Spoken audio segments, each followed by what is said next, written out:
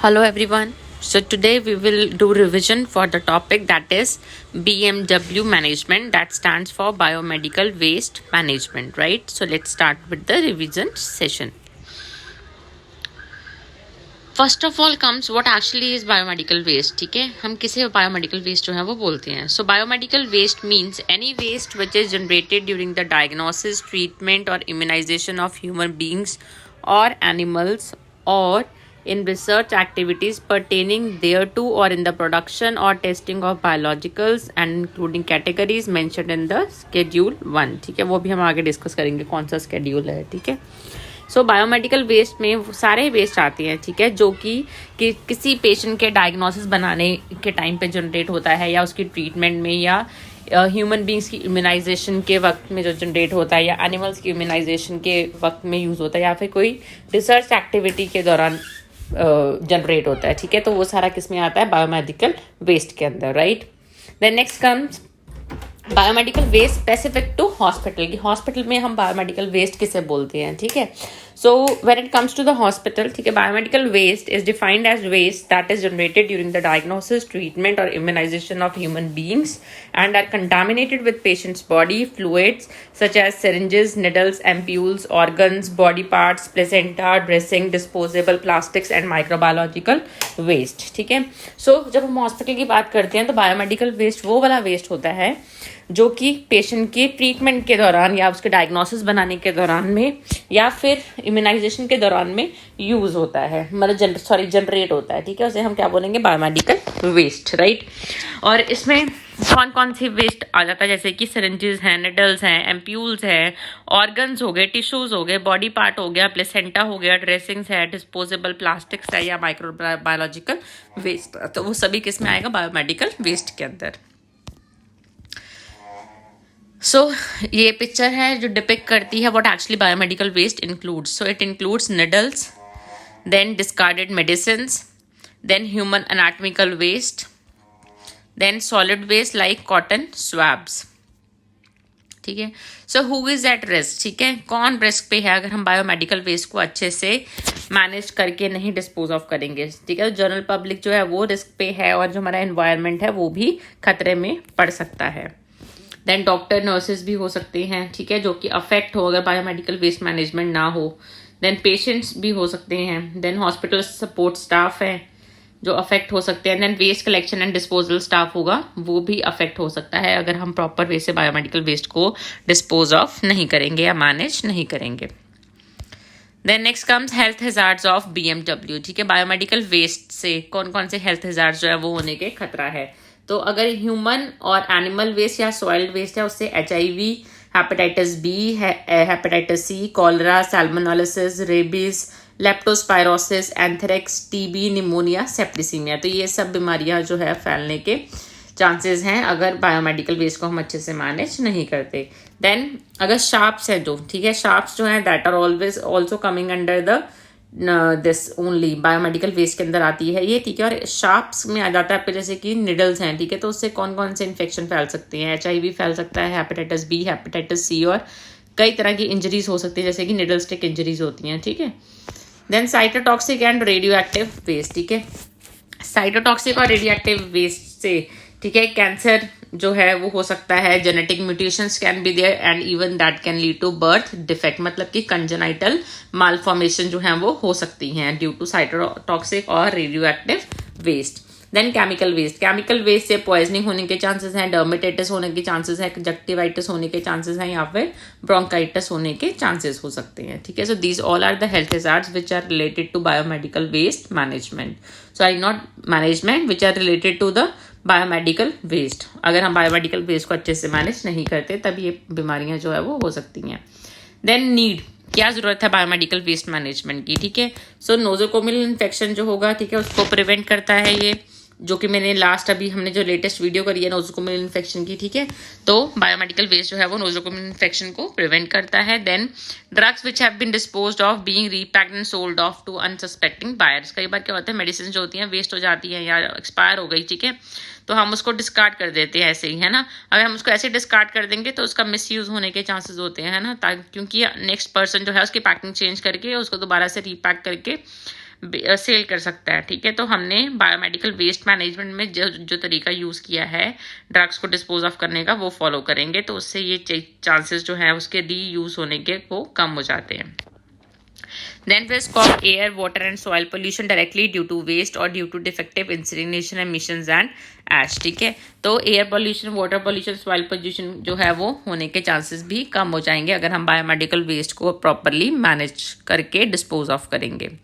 Then risk of infection outside hospital for waste handlers and scavengers and other people। ठीक है, और क्या ज़रूरत है हमें बायोमेडिकल वेस्ट की? बायोमेडिकल वेस्ट अगर हम मैनेज करेंगे अच्छे तरीके से, ठीक है, उससे हम इन्फेक्शन, कई तरह का इन्फेक्शन जो है वो होने से प्रिवेंट कर सकते हैं। ठीक है, उन लोगों को जो कि वेस्ट को हैंडल करते हैं, ठीक है, या और जो जनरल पब्लिक है, तो उनके अंदर वो इन्फेक्शन ना फैले, इसलिए हमें ज़रूरत है बायोमेडिकल वेस्ट को अच्छे से मैनेज करने की। सो this is the picture showing the double chambered incinerator. ठीक है, जो कि बायोमेडिकल वेस्ट को डिस्ट्रक्ट करता है। ठीक है, ये हम क्लास में आपको इसका जो मेथड था वो पूरा आपको समझा चुके हैं पहले भी। ठीक है, देन ये देखिए इंसिनरेटर एज डिस्पोजल। तो ये इस इंसिनरेटर में जब बायोमेडिकल वेस्ट को हम बर्न करते हैं, आप बोल सकते हो डिस्ट्रॉय करते हैं, तो डिस्ट्रॉय करने के बाद जो उसकी एशेज बचती है ना, तो उसको हम इस तरह से एश डिस्पोजल एरिया के अंदर हम उसको डालते हैं। ठीक है, तो आप यहाँ देख सकते हैं लिखा हुआ है, ये एग्जाम्पल किसकी है, भोपाल इंसिनरेटर लिमिटेड एश डिस्पोजल पिट। ठीक है, तो एक पिट बनाया गया है जिससे कि इंसिनरेटर से में जो ऐश प्रोड्यूस होती है during the destruction of the biomedical waste, तो उस ऐश को हम इस गड्ढे के अंदर जो है वो डालते हैं। So it is a pit, ash disposal pit.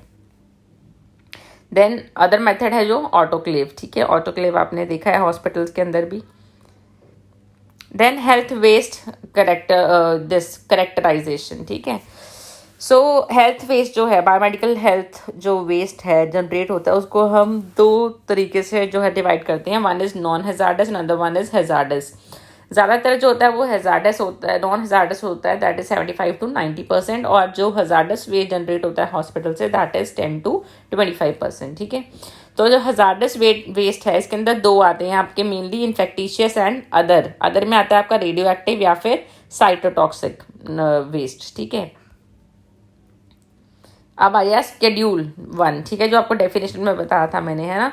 So schedule 1 में कैटेगरीज आई हैं आपकी बायोमेडिकल वेस्ट की। ठीक है, सो इसके अंदर कैटेगरीज हैं, कैटेगरी के अंदर वेस्ट की टाइप है और उसका ट्रीटमेंट एंड डिस्पोजल का मेथड हमने डिस्कस करना। सबसे पहले आता है कैटेगरी नंबर 1। कैटेगरी नंबर 1 में ह्यूमन एनाटॉमिकल वेस्ट आते हैं। ह्यूमन एनाटॉमिकल वेस्ट में आता है human tissues, organs and body parts.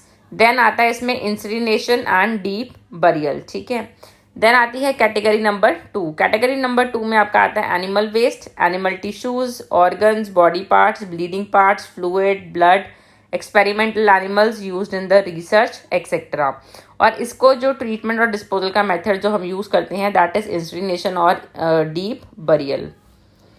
Then category number 3। Category number 3 में आपका बच्चे आएगा माइक्रोबायोलॉजी एंड बायोटेक्नोलॉजिकल वेस्ट। ठीक है, माइक्रोबायोलॉजी एंड बायोटेक्नोलॉजिकल वेस्ट में आपके वो वेस्ट आएंगे जो कि क्लिनिकल सैंपल से जनरेट हुए हैं, पैथोलॉजी लैब से जनरेट हुए हैं, या बायोकेमिस्ट्री लैब से, हिमाटोलॉजी लैब, हिमाटोलॉजी से। ठीक है, हिमाटोलॉजी हम क्या करते हैं, पेशेंट का ब्लड कलेक्ट करते हैं ना, सैंपल लेते हैं, तो उसको हम स्टडी के लिए भेजते हैं कि उसमें कितने HB हैं, है ना, और कितना उसका ESR कितना है ना, WBC कितने, तो वो क्या सारा किस में आता है, हिमाटोलॉजिकल स्टडीज़ में। देन ब्लड बैंक से जनरेट होता है जो, या फिर लेबोरेटरी कल्चर से। ठीक है, वो सारा क्या आएगा आपका माइक्रोबायोलॉजिकल एंड बायोटेक्नोलॉजिकल वेस्ट। और इसको जो ट्रीटमेंट और डिस्पोजल का जो मेथड है, दैट इज लोकल ऑटोक्लेविंग और माइक्रोवेविंग और इंसिनरेशन। ठीक है, तो इन तीनों में से कोई भी मेथड जो है वो हम यूज़ कर सकते हैं इस तरह के कैटेगरी नंबर 3 वाले वेस्ट को डिस्पोज करने के लिए। देन कैटेगरी नंबर 4 में आपके बच्चे आते हैं वेस्ट शार्प। ठीक है, वेस्ट शार्प में आपका आ जाता है जैसे कि needles, glass syringes, scalpels, blades etcetera.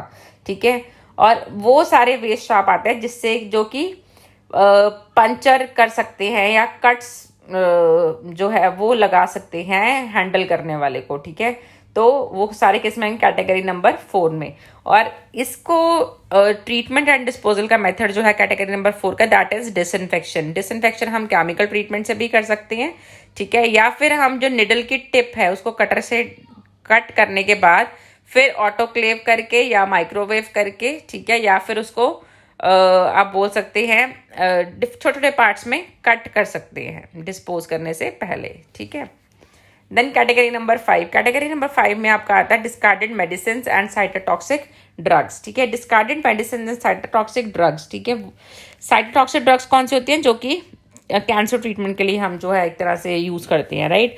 So waste comprising of outdated, contaminated and discarded medicine, ठीक है, वो सारी किस्में आती हैं आपकी इसके अंदर कैटेगरी नंबर 5 के अंदर, ठीक है। सो इसका डिस्पोजल का मेथड है डिस्पोज्ड इन सिक्योर्ड लैंडफिल्स और इंसिनरेशन, ठीक है। सिक्योर्ड लैंडफिल्स है मतलब कुछ स्पेसिफिक एरिया जो बनाए गए हैं उसके डिस्पोजल के लिए, वहां पे हम उसको डिस्पोज ऑफ करेंगे या फिर इंसिनरेशन के थ्रू हम उसको डिस्पोज ऑफ करते हैं।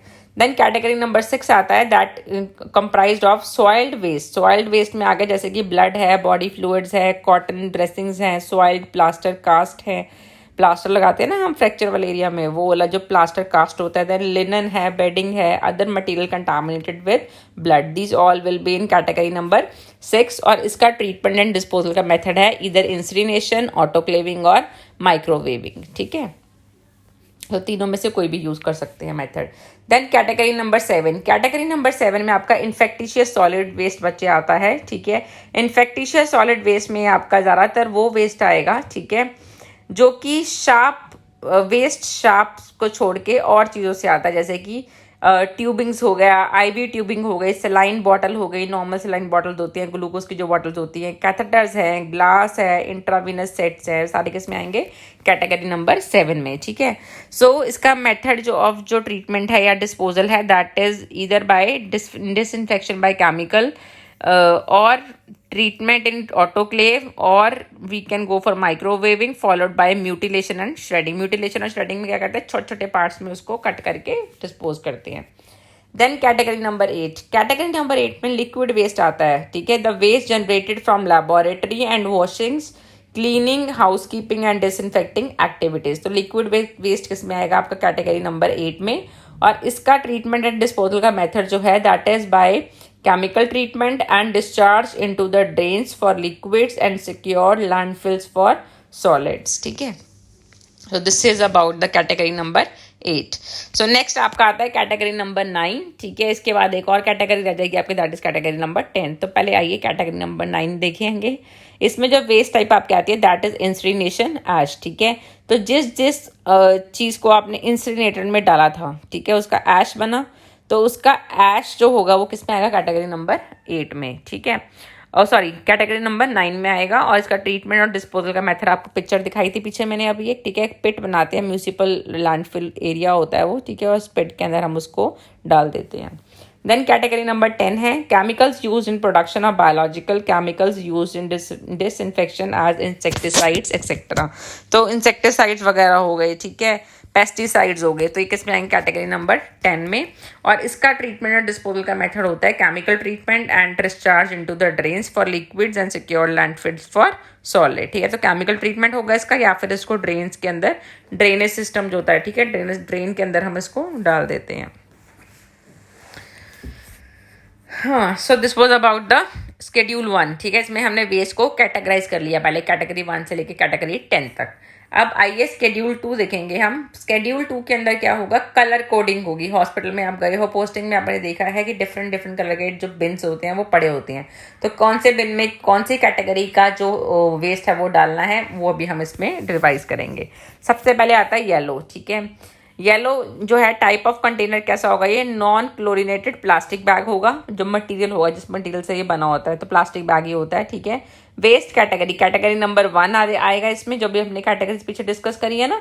तो कैटेगरी नंबर 1 इसमें आती है, 2 आता है, कैटेगरी नंबर 3 एंड 6 आता है, ठीक है। और ट्रीटमेंट एंड डिस्पोजल का मेथड होता है इधर इंसिनरेशन और डीप बरियल, ठीक है। सो अगर मैं आपको समराइजेशन करके बता दूं एक बार, येलो बिन में ह्यूमन एनाटॉमिकल वेस्ट जो होता है वो आता है मेनली, ठीक है, या फिर माइक्रोबायोलॉजी लैब से जो जनरेट हुआ है वो किस में आएगा? येलो बिन के अंदर, राइट। देन रेड बिन आ गया, ठीक है। रेड बिन भी जो होता है that is made up of non chlorinated plastic bag या फिर पंचर प्रूफ या कंटेनर फॉर शार्प्स। तो इसमें कैटेगरी नंबर 3 आती है, 6 आती है और 7 आती है, right. Then treatment and disposal का मेथड होता है इसका केमिकल ट्रीटमेंट और ऑटोक्लेविंग या फिर microwaving and followed by mutilation and shredding and disposal in the landfills और डिस्पोजल ऑफ रिसाइकेबल वेस्ट. ठीक है. So this is for colour coding bin, that is red colour bin जो होगा. तो उसमें कैटेगरी कौन से वेस्ट कैटेगरी डालेंगे हम? 3, 6 एंड 7. देन आ जाता है ब्लू और वाइट. ठीक है. ब्लू और वाइट बिन है. ब्लू और वाइट बिन भी जो होगा सेम मटेरियल का बना है, नॉन क्लोरिनेटेड प्लास्टिक बैग है, कंटेनर है और वेस्ट कैटेगरी जिसमें आएगी 4 एंड 7 आता है. ठीक है. 4 and 7. Then treatment and disposal का मेथड जो हम इसमें यूज करते हैं that is chemical treatment and discharge into the drains for liquids and secure landfill for solid. तो अगर लिक्विड मटेरियल है तो उसको हम ड्रेन्स में डाल देंगे केमिकल ट्रीटमेंट के बाद, और फिर अगर सॉलिड है तो उसको हम जो एरिया हमने रखा होगा सिक्योर करके लैंडफिल रखा होगा उसके अंदर हम उसको सॉलिड्स को डिस्पोज ऑफ करेंगे. देन आता है ब्लैक. ब्लैक का भी जो कलर होगा that will be non chlorinated plastic bag. ठीक है. वेस्ट कैटेगरी इसमें जो आएगी कैटेगरी नंबर 5, 9 एंड 10. ठीक है. 10 में हमने जो पढ़ा है. ठीक है. तो 10 के अंदर जो सॉलिड वेस्ट होगा वो इसके अंदर आएगा. ठीक है. So dispose as per the municipal solid waste. ठीक है. और इसके अंदर आपका जैसे न्यूज़पेपर आ गया या एक्सपायर्ड ड्रग्स आ गई. ठीक है. तो इसके अंदर आएंगी ब्लैक वाले पेन के अंदर. देन ये देखिए एक बार इसको हम समराइज कर लेते हैं. येलो बिन के अंदर आपका ह्यूमन एनाटॉमिकल वेस्ट है, एनिमल एनाटॉमिकल वेस्ट है, सॉइल्ड वेस्ट है और एक्सपायर्ड और discarded medicine including all the items contaminated with cytotoxic drug. ठीक है. अब ये जो बेटा आपको मैंने अभी ये लेटेस्ट वाला दिखाया है. ठीक है. सो it is the latest one but still depend करता है कि आप किस हॉस्पिटल में जो है वो वर्क करते हैं, क्योंकि हर हॉस्पिटल के प्रोटोकॉल जो है वो अपने डिफरेंट होते हैं. राइट. देन जो रेड बिन आ गया. ठीक है. रेड बिन के अंदर आपका कंटामिनेटेड वेस्ट आता है, वो आएगा जो कि रिसाइकलेबल होगा. ठीक है. जैसे कि आईवी ट्यूबिंग्स होगी, बॉटल हो गया, intravenous tube, set, catheter, urine bag, syringes, वो सब इसमें आएंगे रेड में. Then white. ठीक है. वाइट के अंदर हम वेस्ट शाफ्ट डालते हैं इंक्लूडिंग मेटल. ठीक है. जैसे कि needle, syringes with fixed needle. ठीक है. कईयों की नीडल जिनकी हम अलग नहीं कर सकते, जो प्री फिल्ड सिरिंजेस होती हैं. ठीक है. तो उनको हमने किस में डालना है? वाइट के अंदर. ठीक है. और ये पंचर प्रूफ कंटेनर होता है. स्कैल्पल्स आते हैं इसमें, ब्लेड्स आते हैं, कंटामिनेटेड शार्प ऑब्जेक्ट आते हैं. Then blue. ब्लू के अंदर हम ग्लास वाले मटेरियल डालते हैं जो कि टूटने का डर रहता है, ब्रोकन और डिस्कार्डेड एंड कंटामिनेटेड ग्लास. तो ग्लास वाली जो चीज़ें होंगी किस में डालेंगे हम? ब्लू में. जैसे कि एम्प्यूज हो गया, वायल्स हो गई. ठीक है. वो किस में आएंगे? ब्लू कलर के अंदर. So this is a symbol for biohazard symbol. ठीक है. ये सिंबल अगर आपको कहीं भी लगे दिखेगा तो आपको पता होना चाहिए कि उसके अंदर बायोहैजार्ड जो है वो वेस्ट प्रेजेंट है. और ये वाला जो ट्राइंगल है, ठीक है, जिस ट्राइंगल के अंदर सी लिखा हुआ है इस तरह से, ठीक है, तो वो कौन सा है? आपका साइटोटॉक्सिक हैजार्ड सिंबल है, जिसमें साइटोटॉक्सिक वेस्ट होगा.